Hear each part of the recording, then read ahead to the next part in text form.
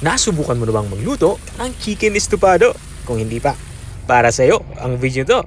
Dahil dito ay magluluto tayo ng chicken estofado. Simulan na natin ating pagluluto. Kukuha lang tayo dito ng kawali at papainitin ito. At once uminit na ito, maglagay na tayo ng mantika.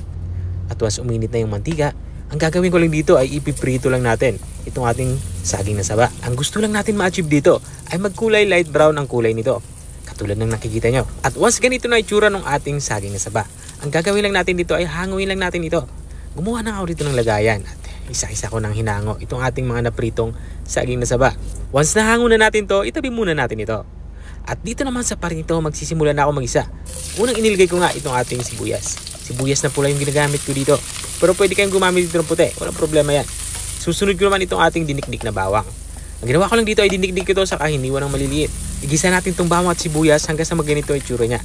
Kapag ganito na itsura niya, ilagay na natin itong ating na-marinate na karning manok. Ang ginawa ko dito ay minarinate ko ito sa oyster sauce, toyo, saka paminta. At kung andyan ka pa rin at nanonood hanggang dito sa parte ng aking video, ibig sabihin na interesado ka sa aking niluluto. Baka pwede mo naman i-comment kung taga saan ka para alam ko kung hanggang saan umabot ang aking video. Balik tayo dito sa ating nilulutong ulam. Ginisa ko na nga itong ating karning manok hanggang sa magkulay light brown ang kulay nito. Tulad na nakikita nyo. At once ganito na itsura niya, ilagay na natin itong ating reserve na marinade. O itong ating pinagbabaran. Maglalagay din ako dito ng chicken cube para mas maging malasa ang ating nilulutong ulam. Lagyan din natin to ng kaunting suka. Sa pagluluto nga ng estofado, para ka lang din nagluluto ng adobo. Naglagay nga din ako dito ng tubig. At para naman sa ating aromatics, pampabango, ay naglagay ako dito ng dahon ng laurel.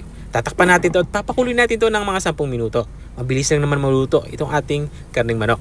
Makalipas ng 10 minuto ay binuksan ko na nga ito. Dito nga sa part nito ay titikman ko na kung pasok sa akin panlasa ang lasa nito. At kung may i-adjust pa tayo ay adjust na natin. At dahil nga para sa akin ay okay na yung alat nito, maglalagay na lang tayo dito ng asukal. Sa pagluluto nga ng estofado, hindi talaga mawawala ang asukal. Dahil ang ganitong dish or ulam ay dapat matamis yung timpla. Haluin lang natin itong asukal para mabilis itong matunaw. At ihalo na natin ito dito sa ating nilulutong ulam. At this point ay ibabalik ko na itong ating napritong saba. Dahil halos ay patapos na tayo sa ating pagluluto. Ang gagawin ko lang ay papailalim ko lang ito para nga ay tuluyan na itong maluto. At tatakpan na nga natin ito. Isimmer lang natin ito kahit mga 1 minuto pa. Para makuha lang natin yung lapot na gusto natin sa ating sabaw o sauce. Makalipas na ng 1 minuto ay binuksan ko na nga ito. Dito nga sa parito ay lutong-luto na nga itong ating ulam pananghalian. Pwede na natin ito i-serve. Nako, makakaubos na naman ito ng 1 kalderong kanin. Ito na nga yung ating chicken estofado. Kung nakarating ka hanggang dito sa dulo ng aking video, maraming salamat sa panunood. At kung nagustuhan mo naman yung bago nating recipe ibinahagi, baka pwede mo naman ito i-share o siya. Hanggang dito na lang ako. Kita-kita ulit sa mga susunod kong mga videos. Paalam! Bye-bye!